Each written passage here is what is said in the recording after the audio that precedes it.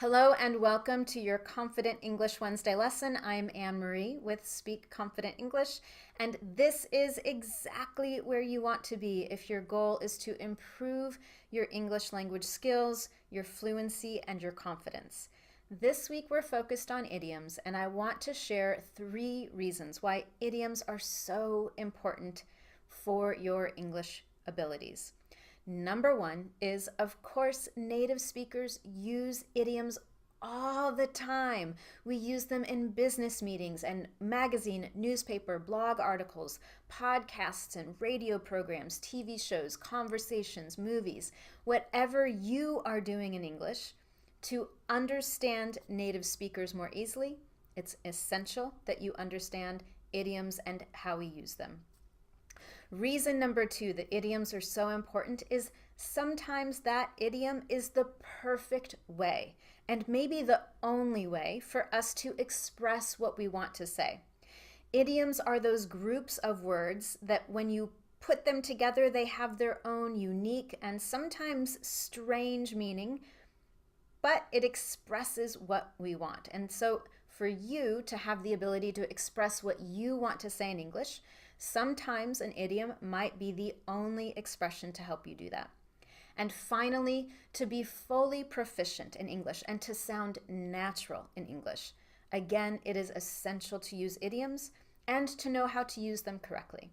So in this video, we're going to focus on 7 idioms using vocabulary from the autumn season. It is October, and where I come from, October is the month of autumn.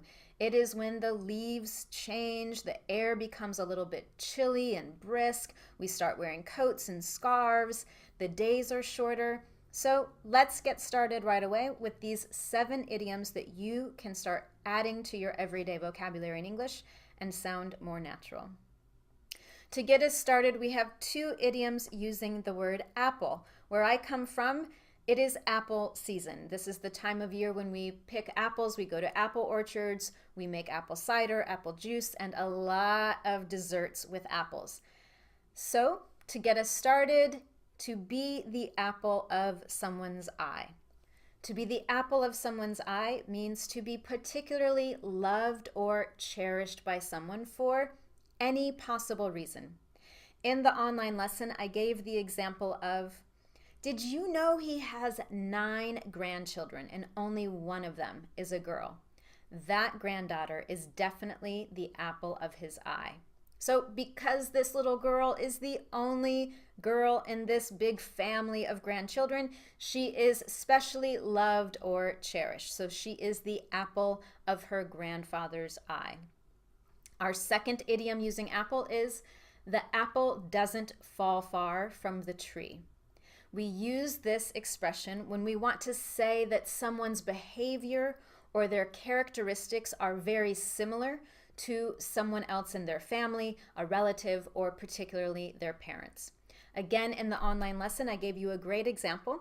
If we think about a young woman going to medical school and we say that she wants to become a doctor just like her father and grandfather, and then we might say, the apple doesn't fall far from the tree. And that lets us know that we're trying to express that her choices, her behavior are very similar to others in her family. Idiom number 3 is to drive someone nuts. So here I have walnuts. To drive someone nuts means to make them feel crazy or annoyed. Again, in the online lesson, the example that I've used is, please turn down that music, you're driving me nuts. So if someone's playing music really loudly, you can't think, you can't study, you can't focus, and you are annoyed. That person and the music is driving you nuts. We have several other idioms in English that mean the same thing, so be sure to visit the online lesson to find out what those are. Of course, autumn is the time of year when all of the leaves on the trees start to change colors, they fall from the tree, and a great expression to think about is, it's time to turn over a new leaf.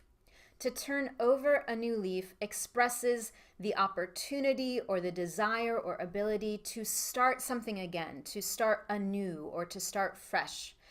So let's use an example. Maybe a typically negative situation would be to lose a job or to have a job change that is unexpected. And a really optimistic way to see that situation is it's an opportunity to turn over a new leaf. It's an opportunity to do something new, maybe to try something new or to get a new profession. It's an opportunity to refresh or begin again. And finally, our last three idioms are related to weather that happens in the autumn season because, of course, it's a big transition from the heat of summer to this chilly, brisk air in the autumn season. The first idiom might be familiar to you because it is very common to feel or to be under the weather. So we use that expression to say that we're not feeling well. Maybe we're ill or have a cold. So a very simple common example is I stayed home from work today because I was feeling under the weather. I was feeling ill. Our second autumn weather-related idiom is to save something for a rainy day.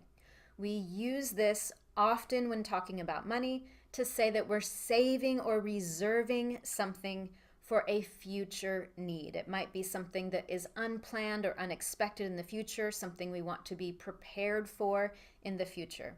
So an example that I might use would be if I receive an unexpected bonus from my job. Maybe the company had a really good year and they give bonuses to all of the employees.